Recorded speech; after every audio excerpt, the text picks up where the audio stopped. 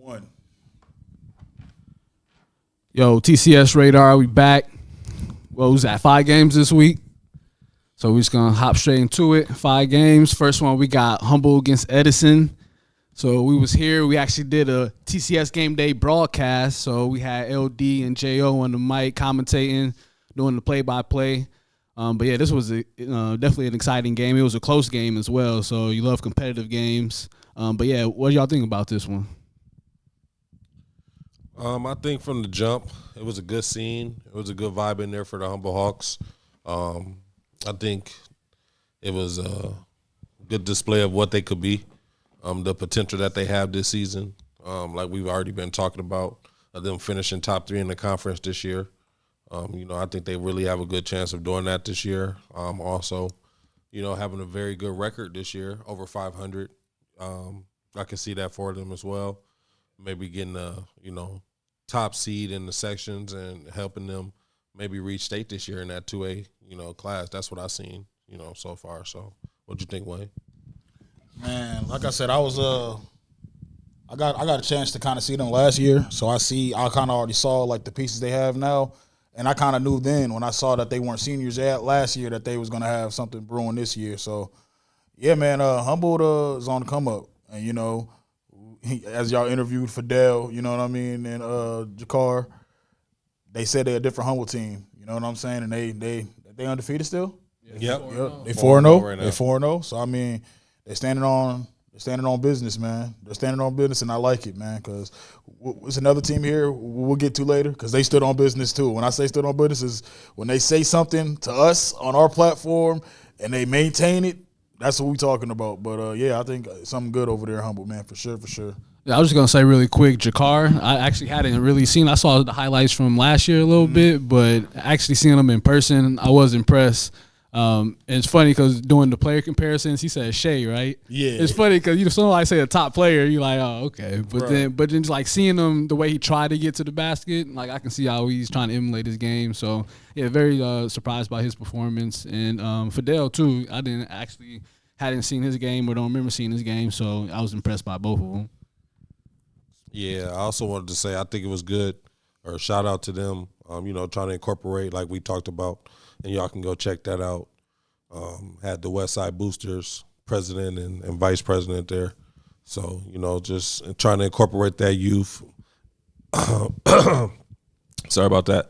Trying to incorporate that youth, build, some solid relationships with the kids in the community, keep them here, so good start for them, in their future. But Jakar and Fidel, yeah, they played very well and, helped lead Humboldt this week to 2-0, this week. So they're going to keep it going. And then Christopher Gators as well, number 14 for Humboldt. And then number 0, Torian Williams. Torian Williams is a sleeper too. He's their big. He's very. He's real. He got like a nice touch. He got like a lot of finesse in his game. He says his player comparisons is Nas Reed too, by the way. Right. So I can see some of the moves he tries to do. I seen it, so I like that. Gotta love that. Yeah, man. What we got next, man? All right, man. Next, who we got, man? We got Creighton versus Stillwater, man. Creighton versus Stillwater. One of these teams is nationally ranked. I believe 23 at this time right now. They're ranked 23 in the nation nationally. So I got to go there, got to see some stuff. They was playing Stillwater. It was kind of a real lopsided game from the beginning, but as you see, they kind of running. Look at that little nice putback there from Ty. But the biggest impact I got from that game was JoJo Mitchell. He kind of looked unguardable in that game. He was doing his step back. He was doing his thing. They look real like they rely on him a lot to kind of carry like the heavy load of their offense. I know they lost the big guy from last year. So, he's going to have to make up for a lot of points this year, man. But I definitely was impressed from what I seen from Creighton. And ooh. Yeah, Ty. Ooh, Ty with the windy. Hold on. With the Windy City. Hold on. Let's bring that back real quick. That was nice. But no, man, how y'all feel about that, man? How y'all feel about Creighton this year, man? I'm looking for Creighton to compete, be a top team in that 4A for sure. Ballot it out in that suburban conference. And, just get good contribution from everyone that's out there. Like you said, they lost 2 key pieces in Monteith and the big boy Tommy. So, this year they're just going to have to find out, or find the ways to win in different ways. Probably not going to play through the post as much as they did last year. So they're probably going to be a running team, as we can see right there, getting out and running. Probably defense wins games for them. So, it's going to be some struggles in the beginning, maybe against some other top competition. You see, they just had a good game against Wayzata. Unfortunately, it didn't go their way. But, it's learning moments like that or opportunities like that you get to learn from early in the season that'll help you bounce back, later on. So I got high hopes for Creighton. I like Ty Slagle, like you said, and JoJo Mitchell. They're looking good to start.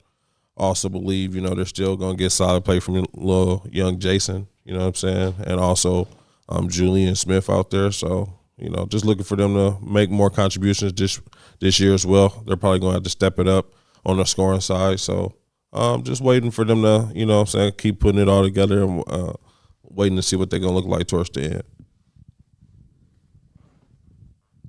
All right. It's funny even when watching this Creighton team, man. They show a lot of things that I like. First off, I mean, just even watching this video, they look like they all buy into their team. It looks like everybody passes the ball, everybody shares the ball. Of course, JoJo gonna get his shots up. Phenomenal player, man. Shout out to JoJo, man. That kid's a tough shot maker for sure. I want to say a little bit of J.R. Smith I see in them, like right there. I could see that. Like right there. I could definitely. Like, that you was feel a great me? Like, move right there. that's some, J.R. Smith, Like I said, definitely a tough shot maker, man. That dude's a good offensive player for sure. But just total, like I said, just even watching these, like I said, look like everybody's just buying that, man. Like I said, even the windmill, the kids' windmill today is different than how we was windmilling. They curling it fancy with it, Like, I don't know. I like this Creighton team, man. I would love to see if this continues, like, what I'm saying that I'm seeing, like, the team chemistry continues, man. Hey, they might be one of my picks this year for 4A. I ain't gonna lie. They continue to play like this, for sure. Mm-hmm. No, you're definitely right about that. Yeah, man.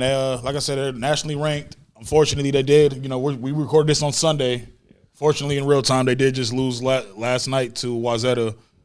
Tough team. Yeah, that was a real tough team. It was they definitely made some runs towards them, but they did take their first loss of the season. But we'll see how they are. We'll see how they are the rest of the season. They're still going to be tough because every time, this is week 2 of basketball, ladies and gentlemen. Calm down. This is week 2. Sections is when it matters. So that's the next thing. I just wanted to say, man, we'll see what we got next. All right, man, next game we got Two Rivers versus New Craig, man. We actually was in the building for that. What did you see in that game, man? Yeah, so this was a game we went to because there was a few different colleges. So this next one, we got New Craig and Two Rivers. So we got Matt Killian right there, him the 3, rolling the ankle. She actually came back in that game, one of New Craig's best players, but NDSU commit currently Killian. But yeah, we went to this game because there were a few different college level players on these teams, so we definitely want to check out and see the talent. And yeah, a lot of players that we haven't seen before. And this one, definitely Two Rivers. It wasn't really that close. Two Rivers putting in that New Craig. Another trying to come half again. But yeah, so we also had a 1,000-point score for Sophia Edmondson from Two Rivers, and we'll see that highlight coming up in a little bit. But yeah, you see as the game was close right there, they ain't really in there. Yeah, definitely. So yeah, there's some good stuff to see. So some other players as well from Two Rivers that was impressive. We had Isabel Van Nett here with the ball right now, pulling up. So yeah, very good player, very good point guard, 2-guard, guard type player. Here she splits. So yeah, looking real nice. Two Rivers, man. We're gonna be looking out for them this year. It looks like it can be pretty competitive. So we'll see. So this is the shot right here. That's Sophia got 1,000 point. And big amp for her for sure. Showing a lot of love. A lot of good fan support out there. That's what's up right there. For sure. That's real. And another player that played well for 2 of them was Landis Williamson Andrews. And she's going to Stevens.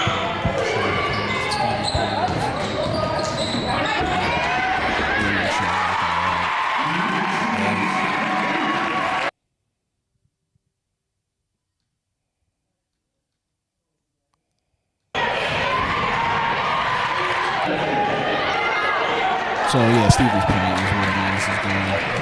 And Two Rivers has another player who's coming to Augsburg. Can't remember her name at the moment. But yeah, a lot of talent breaking in for this team. What we got next? All right, man. Next we got Como versus South St. Paul, man. And I happened to be in the building for this game, unfortunately, man. And it started off real lopsided from the jump, man. I know Como is kind of in rebuilding mode right now. They got a new coach over there, got a new head coach. So I know as far as them being who they are. But, yeah, man, it was crazy from the jump, man. I know South St. Paul, they kind of have been having the same team for a little bit. They got players over there. Keyshawn Jarman was probably the most impressive person in this Como versus South St. Paul game, though. He just was kind of unstoppable the whole first half. Him and Sincere kind of just was doing everything, you know. Like, you see them running the floor well, doing this, doing that. Let me see right there. Dante Branch Jr., him right there. I found out he was sick this game. So he had a few nice little dunks, you know what I'm saying? But I found out he was sick this game. But he definitely looked like he can run the floor well on a healthy day. That's him right there getting that rebound, going up with it and one. So, I mean, like, he had a lot of those type of moments. He kind of does look sick now that I look at it. It looks like he just kind of took get him off me, man. But like I said, man, they're real kind of – they were really just dominant this game. So, it's really – I didn't really see anything negatively about them. They kind of ran the ball. They did everything well. I know they're coached by Darren Edwards over there. So, I mean, looked at – he just missed a dunk, potentially another one. So, I like Sincere, though. I think Sincere's game has grown a lot throughout the last year. If y'all remember, he actually was on one of those the team we played in the championship when we had the Gus Macker team with the Tyrell Pride, Duke King, and those individuals.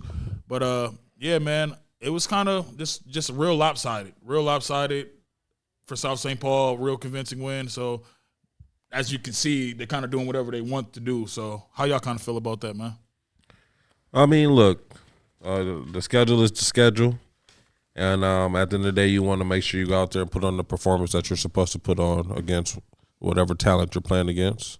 And they showed a dominant performance in this win here. Young Keyshawn was definitely balling out. Like I said, like you said, I mean, Sincere, his game has matured. It looks like he's more focused on being a playmaker this year for everyone. You know, he's been having a lot of game with high assists, you know what I'm saying, low turnovers. So, you know, he's just out there playing more freely. Looks like he's, you know, using his experience of, you know, being a varsity player for these last 3-4 years now. So, you know, I like what I'm seeing so far from South St. Paul. But, you know, like I said, we'll wait for some conference play. It's still early in the season. But, you know, if they can continue to grow as a team, continue to put up high scoring numbers, you know, they'll be a tough team to, you know, mess with. And like you said, the young man Branch, I think he's a big part of that team this year too.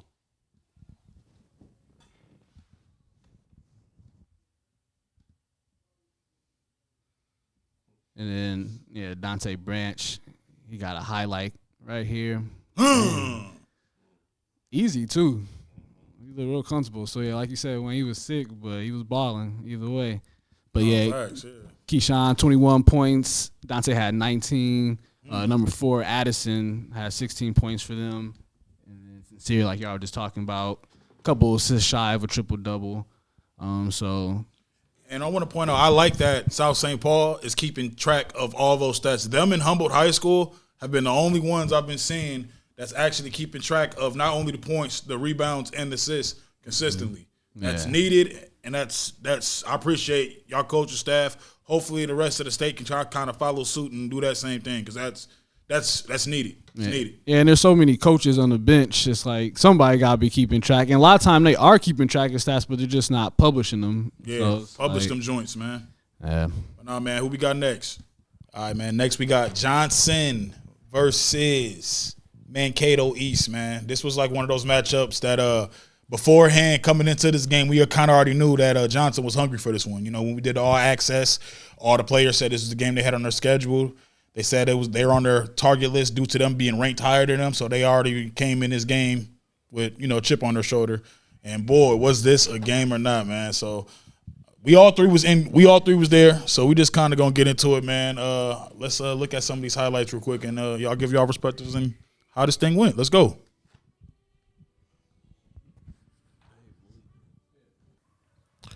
So yeah, right from the beginning, man, Johnson was able to get off to a great start.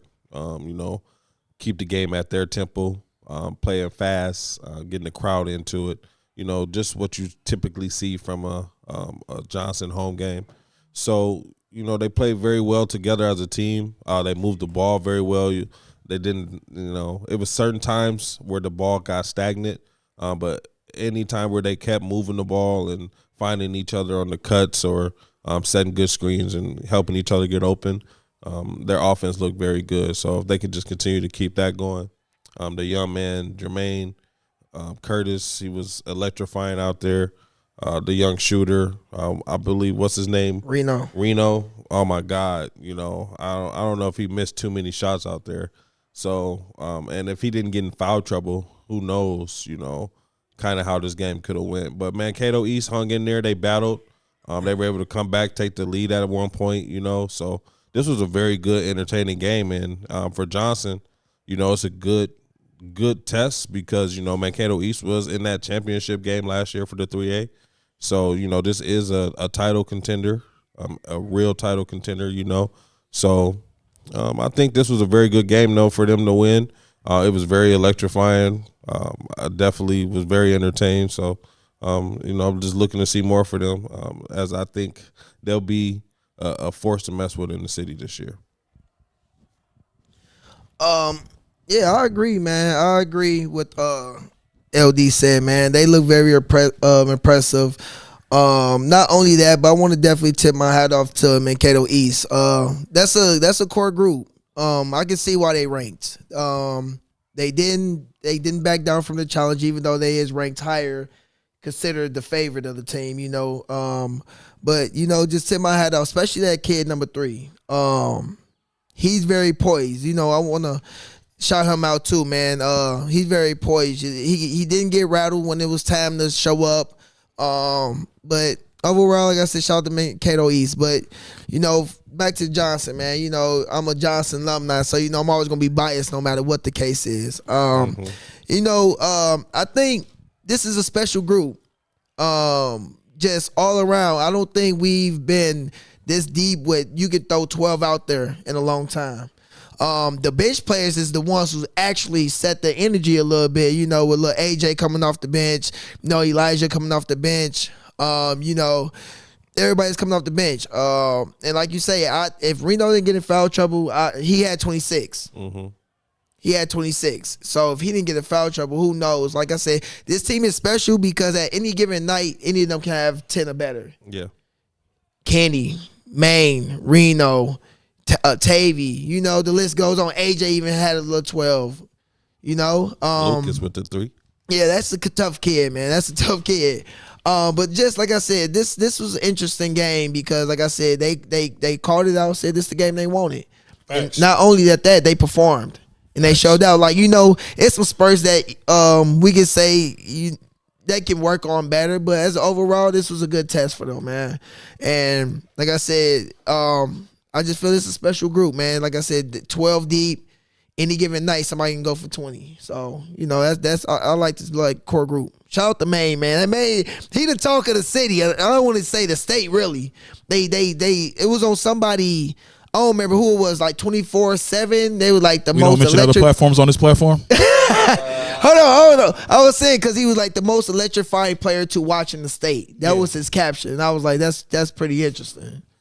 Nah, Maine is he's must see TV. I remember we first seen Maine last year at the first Central game. I believe that was the first game he played of the season. Instantly, we knew he was the one. Yeah. So, yeah, he's very entertaining, man. He actually, because he started off kind of shaky, like you said. When they slowed the game down, that's when they're not at their advantage. That's not like when they're at their advantage. Their advantage is running the ball and running the floor. That's why they're able to go so deep. You can't really do that if you're playing like 6-7 people. Yeah. And that's kind of been Johnson's tradition since I've been around. Since Johnson had a winning culture, has been play at least 9 people, which is really unheard of. Yeah. So shout out to Coach C over there. He coached them boys and he prepped them well for this mental battle, because this is one of those mental battles. Like, for sure. You especially when they started, when Mankato East went on their run. You know what I'm saying? Like, shout out to Lucas, because him and his team just kind of never gave up at the end of the day. That's why I said I tip my hat off to them. Never gave up at the end of the day. So all their stuff kind of shows on notice, and we'll see how this goes for them, because they're still our rank. We'll see how their rank will be this year, or this week after them just recently losing, of course. But I don't know. I still think they're a team that you have to be scared of come Mankato East. Yes. Yeah. That's why I say, like, you still have to be scared of them. They was poised. Like I said, even they didn't get rattled. Even when they was down, Johnson went up, I think 9, and they hit like 2 threes back to back. Now it's a 1 possession game. You know. Yup. So that's why my thing right there. But yeah, as y'all was saying, Reno was just kind of unconscious. There's nothing he can do when somebody is shooting the ball that well. What can you do? You do a Jordan shrug. Like, what am I supposed to do? He's hitting shots. He's pulling up from damn near 2 feet behind from the half court line. So like, he's doing it like a Paul Pierce, Joe Johnson type of slow pull up, like a warm up shot. So if he's able to do that, as he just hits another 3, Johnson's gonna be scary, because last time I knew Johnson had shooters, they won state. That's just a fact. Well, last time they had shooters, they won state. Yeah. So that's just my personal take on it, man. But like I said before, let's look at some of these highlights towards the end. I know like the last play was pretty fun, because like you said, they came back. It was like it was a 6-point. They ended up winning by 6 points. So you see, it's a 3-point game at that point. So let's kind of look at some of this. Good pass by Tavy. It's a good drop off. Very unselfish team.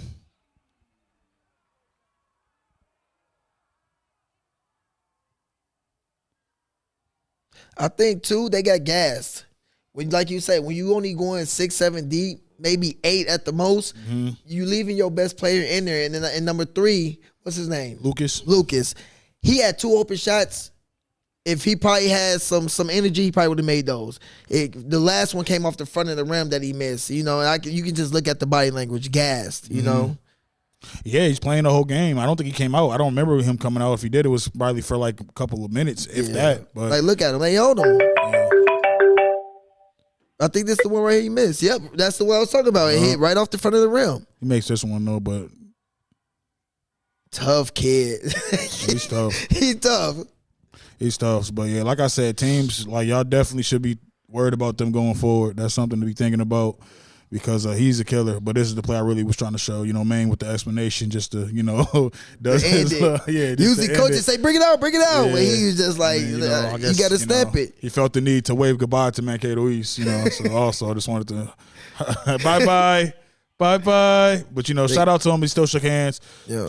Yep. So I still like it. But this was the game that they said was on their menu. So that was the mentality. Good sportsmanship at the end of the game. Show love.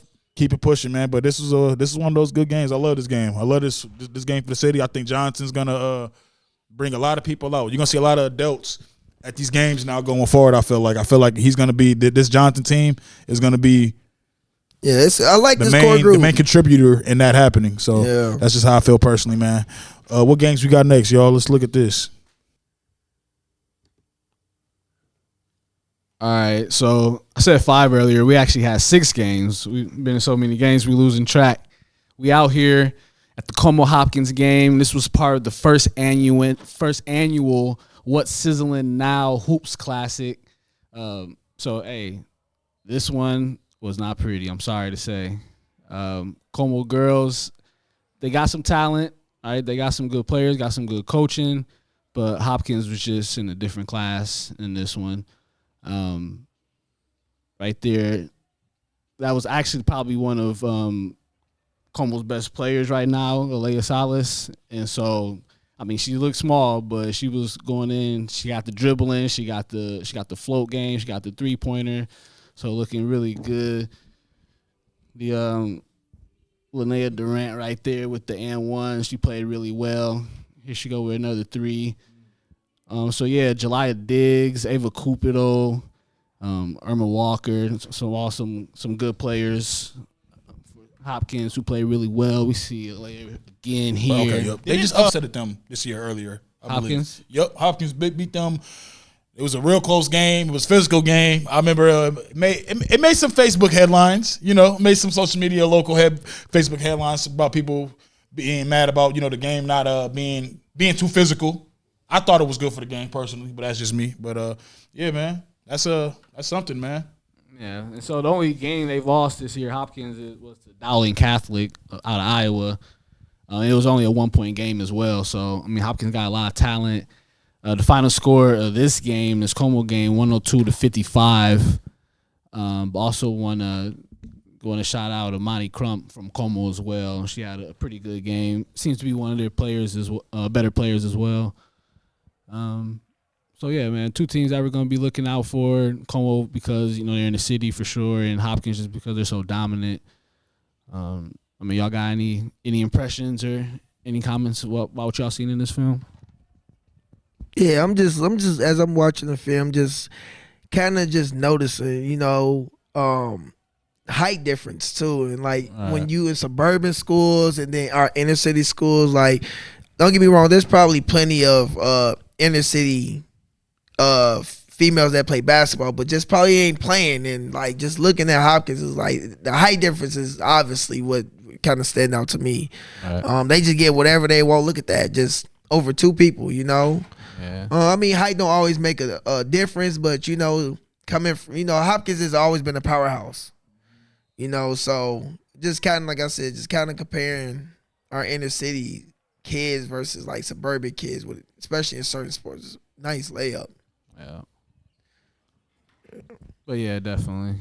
You got a point, man. I mean, especially basketball. Basketball is a game of height, so it's kind of important. We all know you don't need it to be a good player, but overall, we know what teams win games.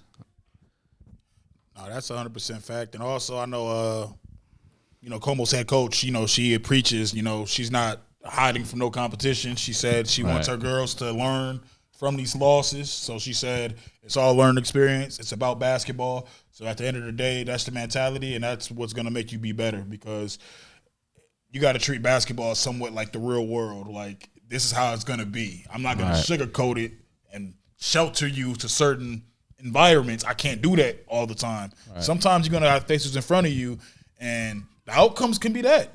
It can be that. It can be bad, and that can do a lot for your mental, especially now in this day and age with social media where people can like edit it and do all types of weird, funny stuff with it. So salute to the Lady Cougars for going out there and, playing with fire, playing with heart, despite it being, super disadvantage for the team or disadvantage for them. So shout out to them, man. And like you said, we're going to continue to follow them. But, yeah, man. Is that it? Do we have more games? Man, we got like 3 more. No, I'm just kidding. Man, we've been out here, man. Also, I know we were at this game. We didn't upload this footage, but Wazetta versus Cretan happened. I know we mentioned it slightly when we talked about Cretan earlier playing Stillwater, but just to emphasize on that was a well-dominated game by Wazetta, in my opinion.